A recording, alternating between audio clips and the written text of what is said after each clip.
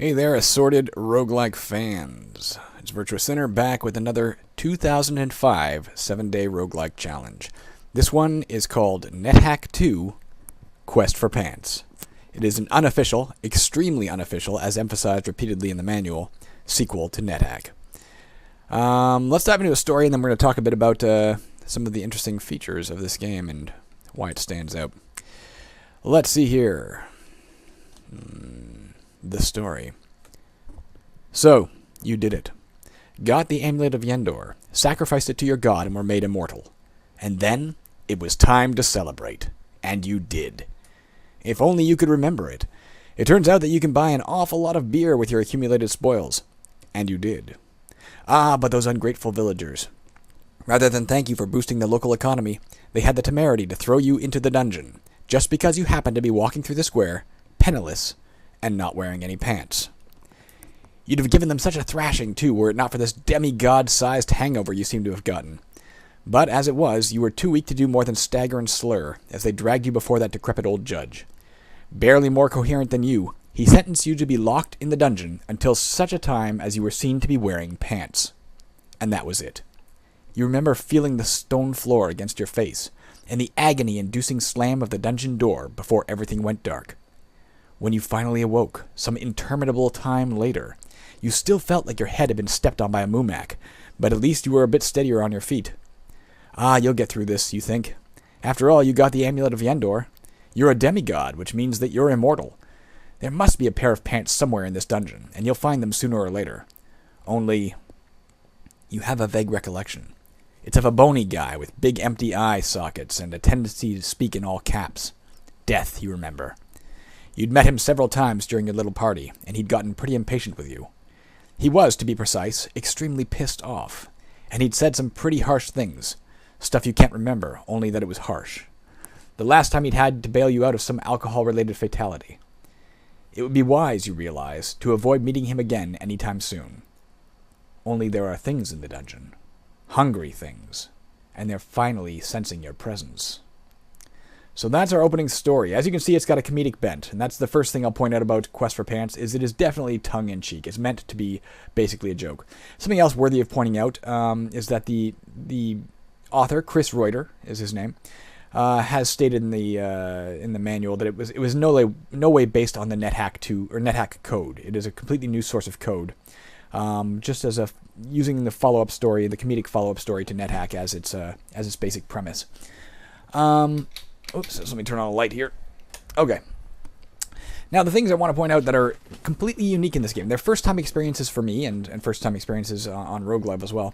Here's a super minor one, but let's look at the color scheme of this game. Right here, you can see we are black on white. That's unusual. Usually you'll see white on black. It is a two-toned game for the most part, at least in terms of the actual graphics in the game, as I recall. The second thing I want to point out is that it was programmed in a language I have never heard of. Quest for Pants is programmed in a language called Squeak. Have you ever heard of Squeak? The fuck is Squeak? That's awesome. Very, very unusual. I've just never heard of it. The third and most important thing I want to point out is the control scheme for this game. I've mentioned it once or twice in other Rogue Love videos. There is a control scheme called VI keys. Some people call it V keys. The VI keys use HJKL for your north, west, east, no, for your, west, north, south, and east keys respectively. Y and U for northwest and northeast, and B and N for southwest and southeast. Very unusual. I did some research to find out why this exists. Apparently back in the days when Rogue and other games of that nature were coming out, there was a Linux-based editor that was extremely common, and it used those keys as cursor movement, and they based their control scheme off that because everyone was familiar with it. By today's standards, it's like, what the fuck is this control scheme? It's bizarre and baffling, and it's taken me some time to get used to it. You'll probably still see me bump into a few walls. It's like the first time you pick up an Xbox controller and you're trying to play Halo and you're spinning in all directions and shooting the ceiling. That's the way I am with these keys, but I will do my best. Yeah, that's about all I want to say about that. I guess the other thing I want to say is it actually, even beyond the fact that it's a complex control scheme, it is extra complex for me because I'm using a wireless ergonomic keyboard which has sort of a split down the middle, this weird slanted gap. And the B key, which is the southwest key, is on one side of that gap. And all the other keys are on the other side of the gap. So I literally, I have to kind of look down at my keyboard to even move. Now, aside from those basic controls, the other controls we were looking at here, let's just take a look at our manual. Yeah, the VI keys. D to drop an item, comma to pick up an item. D is very common. Comma is seen in some games. I, show your inventory. W, wield a weapon. Capital W, wear a piece of armor. Capital T, take off a piece of armor. Capital P, put on a ring or amulet. Capital R, remove a ring or amulet. That seems to be it. Also, a thing to note is that you have to keep your mouse pointer inside the game window for it to recognize your keystrokes. This is a bug. And as per often, my window and your window are misaligned. I have to play the game in OBS Studios to be able to see what the hell I'm doing, because it's a fairly small window. And I have to expand, therefore, the game, and now my mouse and your mouse that you're seeing are pointing at two different things. I'm pointing to the northwest of the graphics in the dungeon. Here I'm pointing at the gray area, and you're not. You can see it getting highlighted. But just so you know. Okay, enough talk. Now, the very first thing you want to do whenever you start a game of Quest for Pants, the very first thing always is pick up the item in your square, because there's always a battle spork. Let's press comma. You store a battle spork in your knapsack. Let's wield that. W. You can see it has these neat little windows. Let me just see what I gotta move this game window, and it's hard for me to figure out what I'm pointing at and what I'm not pointing at. Okay. You can see this little window down here. It pops up. You can't use the... Oh, maybe you can. No, I don't think you can. I don't think I did. Did I? Let's press I for inventory. No, okay. Let's press 1 for battle spork. No, it doesn't work. Okay, let's just press W again. W and 1. There. And enter. You wield the battle spork. G just walked up to the northwest. That is a... I don't know what that is. It's a monster. Now, here's the other important thing I learned when playing this game. Is that although you start out with the battle spork, and it's a powerful weapon in the sense that it gets 4 attacks. For some reason, the battle spork gets 4 attacks, when all other weapons in the game get 1 attack. There is no annotation in the game to tell you what does what. There's no way to tell how much damage you're doing. There's no way to tell how effective any given weapon is versus another. Armor, you can kind of experiment with, put it on, take it off, look at your armor class, see if that goes up. But the rest of it, you can't tell. But because this was based on the Nethack game, and he mentioned in the manual that he used the wikis online to sort of decide what monsters are what and how much hit points they have and that sort of thing. I assumed he used the wiki to generate the weapons as well. So whenever I've found new weapons, I've gone to the wiki and compared. But the problem is, the battle spork is not listed in the wiki, so I have no idea how much damage it's doing. Are you supposed to pick up this weapon at the beginning and play with it the entire game? It does get 4 attacks. On the other hand, it seems stupid to me that you make a game where all of the weapons that drop are useless. But then again, it's a comedy game, so I don't even know. Let's try and get this guy. Let's press Y to go northwest. You fail to hit. You hit. The gnome hits you with a crude dagger. And you hit the gnome once out of the 4. You can see up there, you hit the gnome. Okay, he's dead. We're down to 5 hit points already. You can rest as well. How do you do that? I think you press R, is that right? R. And rest for how long? Put 0, it means until healed. Let's try that. Okay, so we're back to 10. Now let's press Y to go up here. We can get this crude dagger and a dunce cap. The dunce cap I've done an experiment with. Sure, you can also just hit enter. Okay, we got them both. The crude dagger, let's take a look on my wiki here really quickly. Nethack wiki. I'm going to pull this up and I'll have it up and I'll leave it up and then we'll be all set with everything we need to know. Weapons. Here we go. The crude dagger is actually an orcish dagger. It does 1 to 3 damage to small creatures and 1 to 3 damage to large creatures, and it's iron. So again, is that better than the battle spork? I don't know. It seems kind of mediocre, so I'm going to stick with the battle spork for now, but I just don't know if... Like, why the hell would you put in a game where the very first weapon you pick up is the best weapon available? Oops, that's the wrong key. I'm trying to go west towards that door.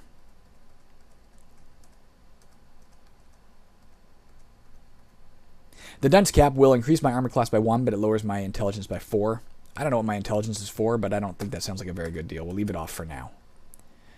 One other thing I like in this game, that whenever I play a roguelike, I always look to see, are there any features that don't exist in my own roguelike?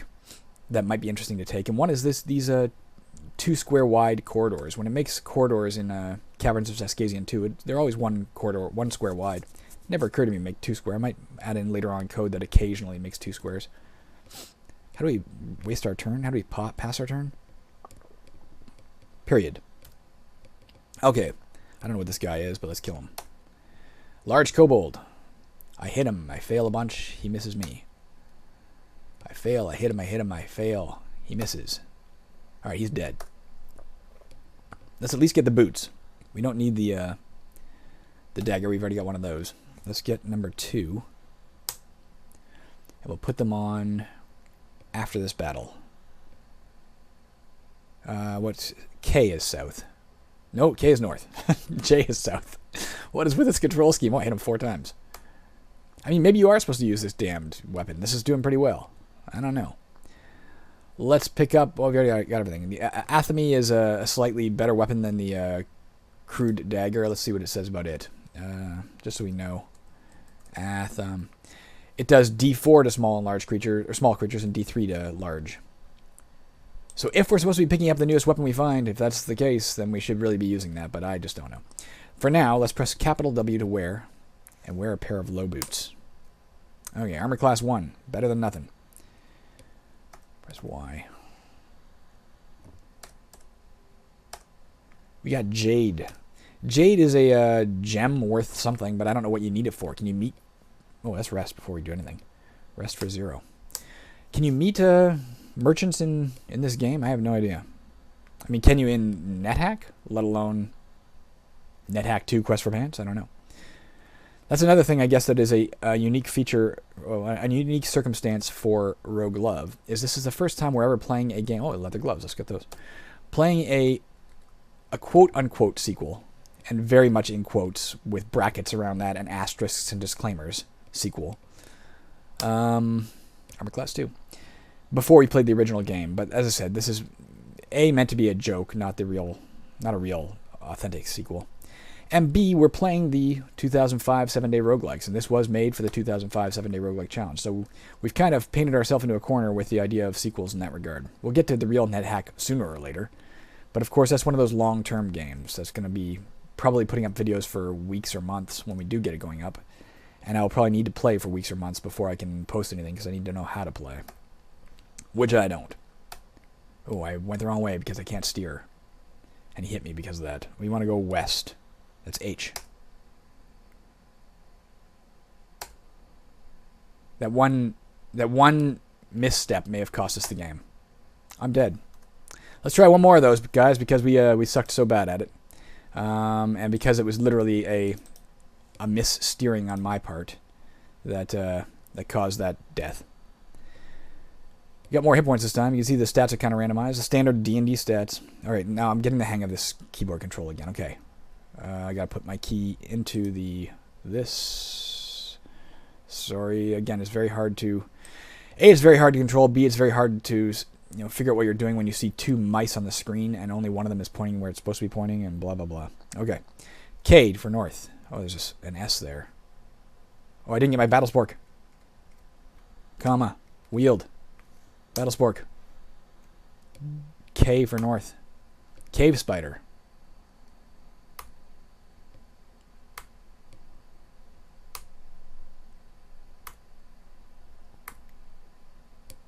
Killed it.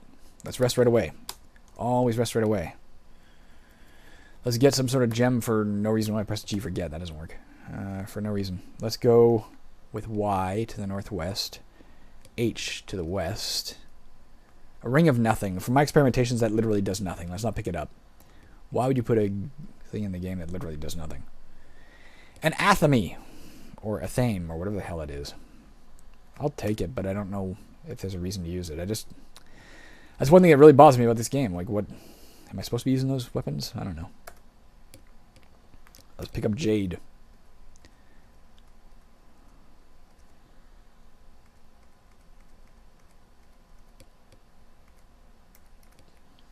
And that would be N. Cornathum. This is actually a really good thing. Let's pick it up. It is a magical crown that when you put it on... Let's put Shift W for wear. Not only will our armor class go up to 1, but our intelligence will leap as well. Watch that. Look at that. 4 intelligence and 1 armor class from that. I also don't know enough about the game to have any clue, like, how long is it? Being a joke game, are we talking like 10 levels? Or are we talking like freaking 50 levels? I just don't know. I have no clue. And therefore cannot assess how close we may or may not be, to our target. It occurred to me I could have used, I have a program called Joy to Key, which lets me hook up like an Xbox 360 controller. And I can designate, associated key presses to associated, son of a bitch, how do I steer? West, east. Associated movements in the game. And that would allow me to control this character much better. But I mean, come on, that's part of the fun of the game is part of the fun of the genre is these ridiculous fun and frustration of the genre are these what the hell is that? Is that a ring or a wall to my east? That's a wall. Are these ridiculous key associations, key bindings?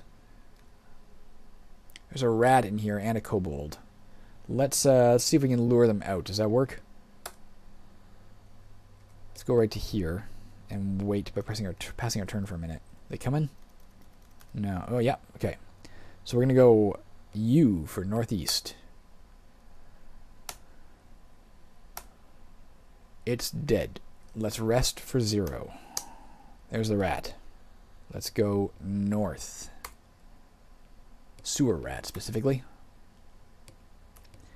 Following on the heels of the last game we played, which was O-Rats. That's a little intimidating, actually. Not quite over my fear of rats based on that game yet. Alright, let's rest again for 0. And then let's go northeast and pick up the leather gloves. 2, enter. Wear. 2, enter. Okay, east. What do we got? There is a way to look. Also, I didn't mention that. I had to experiment to figure this out, and the problem is, again, my mouse and your mouse are not aligned. But I'm going to point my actual mouse at the ring. The ring that is right here. I'm going to point my actual mouse there, and left click. And you'll see it comes up there. It's a ring of nothing. So you can actually see, well, what's available. It also says you see a leather jacket. Is that there as well, or is that in the square I'm in, or what is it? Here? Let's press comma. Comma, never mind. So that's not it. Maybe it's to the north. This thing. Okay, let's pick that up. Let's shift W. A leather jacket. And an armor class point. Thank you, sir. N. K. Oh, fuck. J. Get the amethyst for some reason. For unknown reasons. Oh. Let's wait here. For that big K. No, let's go down. And there he is. Alright, that would be letter K. Letter K to hit the letter K.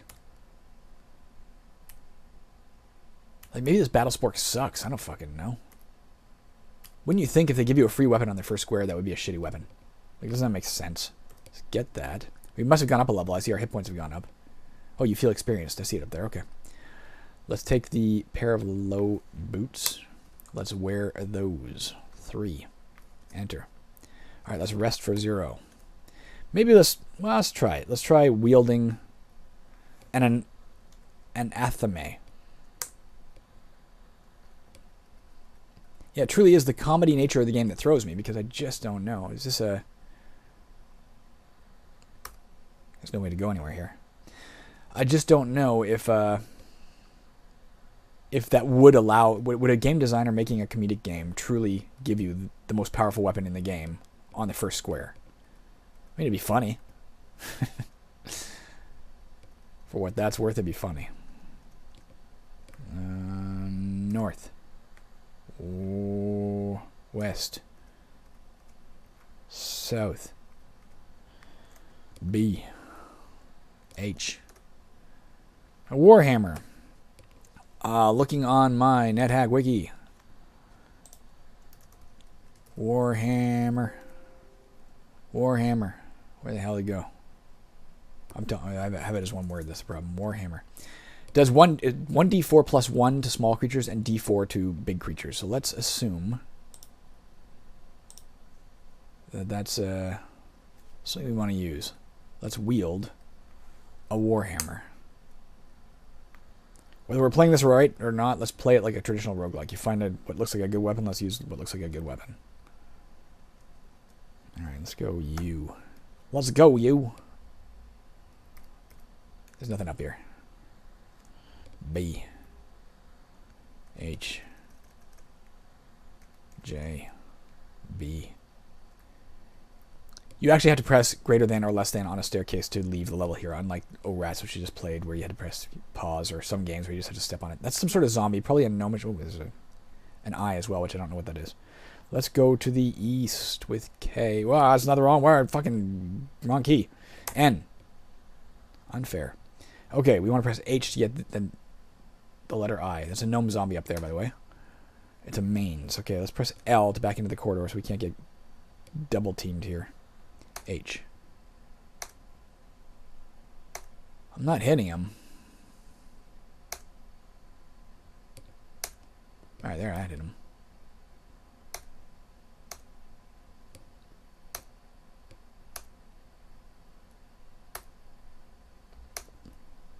At least he's not doing a lot of damage to me. Hope I didn't just jinx myself by saying that. Mains is a... I instinctively think of it as some sort of demon from there's a picture in the old... The first edition Advanced Dungeons & Dragons, there he's dead.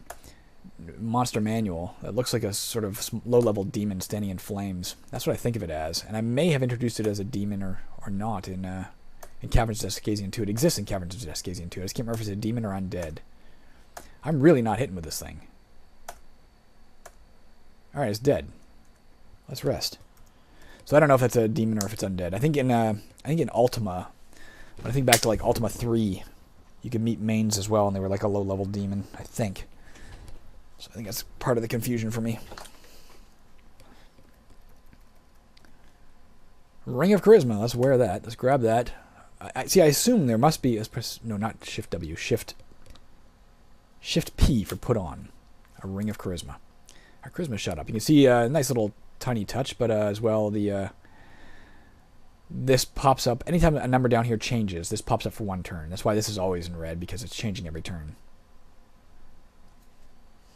Alright, let's go north. Another Warhammer, we don't need that. Alright, there's still an area to explore down here, I believe. Before we leave level 1. God damn. Freaking controls!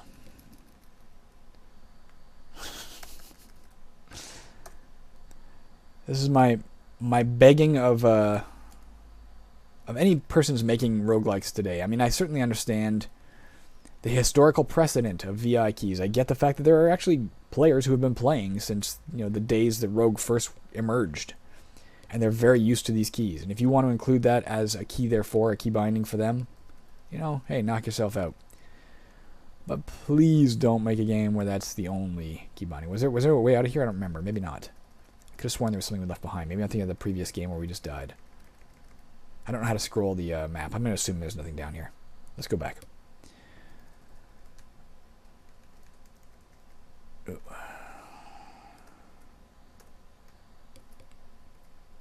I guess if this gentleman was truly trying to make a conversion of Nethack... Oh, son of a bitch, I can't go this way, can I? I can go east, though. And then north. And then west. And this is the control scheme used there. I'm sure there is a more modern control scheme associated with that game now, but maybe there wasn't back in the day. Oh, yes, we are on. Interesting. There's a level. There's a staircase up, and yet we're on Town Dungeon level 1. If we go up that, do we just lose because we don't have pants? I think we want to go down. We don't have pants yet. Let's go down. I don't want to find out the hard way that that's the end of the game if you're dumb enough to do that. Again, in a joke game, that would probably be the case. Let's go to here and press greater than to go deeper into the dungeon. We know the K is a kobold, maybe a large kobold. Don't know what that A is. I don't want to get trapped out here with both of them.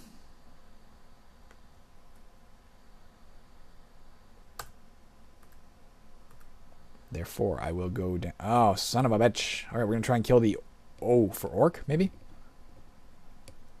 J. Let's kill whatever's down. It's a goblin. I guess O stands for like orc or goblin. Oh, fuck, there's everything coming. If we don't kill it, we're dead. Okay. Well, guys, that was 24 minutes. I didn't get to show you as much of the game as I wanted to. I've done better. I've gotten down to level 3 or level 4. Not far. Let's read up here the text. Death appears. He says, "As thou art a demigod, thou art immortal. But I'm getting sick and tired of thy alcohol-related deaths, so this time I'm sending you off for reincarnation. Have fun toilet training again." The comedy in the game is legitimately good. Like, that's a funny way to handle death for an immortal character. It's a funny way to pick up on that previous game. I wonder if you can scroll the map using this. Let's just find out. Sorry, let me... Oh, shit. Of course, because my game is over. As soon as I clicked in there, it crashed. All right, guys, that is Quest for Pants. Like I said, 24 minutes. I'm going to call it there. I'm not going to play a third video right now. But I will include a link to the game below. As far as my thoughts on the game, I mean, the interesting feature, the only two standout features of the game that I think are, something I find fun. One is the comedy, undeniably the joke version of Nethack. It's worthwhile. You should actually read the manual as well. The manual itself is legitimately funny. Little text file that accompanies the game. And those double wide halls are something I've not seen often before. They're kind of cool. I might try and steal that idea at some point. Other than that, it's not a game I'm like excited to say I can't wait to play more Quest for Pants. Mainly because the control scheme drives me nuts, and also because, again, because of the joking nature, I don't know. Am I supposed to use that battle spork or not? I just don't know. If anybody has experience with this game and anybody wants to give me a tip about the use of the battle spork, how much damage it does, I don't know. It's not listed in the Nethack wiki because it's not a real Nethack game. It's a comedy, not a real Nethack weapon. It's a comedy weapon added for effect. All right, that's it, guys. We'll be up again with another 1 kilobyte roguelike soon. And then on to, I think we have one more 2005 7-day roguelike we could find, I think. If so, we'll be playing it. The only two we haven't been able to locate, there's Java Jack. I have actually found that game online at an old Wayback Machine archive, but unfortunately it requires Python to run it, and I've downloaded Python, and I don't know if I can actually figure out how to get the game to run through Python. I just don't know enough about that thing. Again, if anybody has any tips about getting a game to run simply through Python, tell me. The other is Lurk. Lurk does not seem to exist anymore. I've followed a bunch of HTML links and never been able to find it. I did actually manage to get in touch with the author. And the hilarious thing was, when I brought up that I'm looking for this game Lurk for 7-day roguelike 2005, he actually told me that he had never entered a 7-day roguelike challenge. And when I showed him the links I was following, he's like, "Oh my god, I totally forgot about that." So he himself had forgotten he ever made the game. And it doesn't seem to exist anywhere anymore. So hopefully, I've asked him if he does find a copy anywhere on an old disc to send it to me. I'll also quest around on Reddit or something and see if anybody has a copy. But barring that, Lurk is probably gone for all time. All right, guys, that's it. I'm gone. I'll be back soon. Have a good day.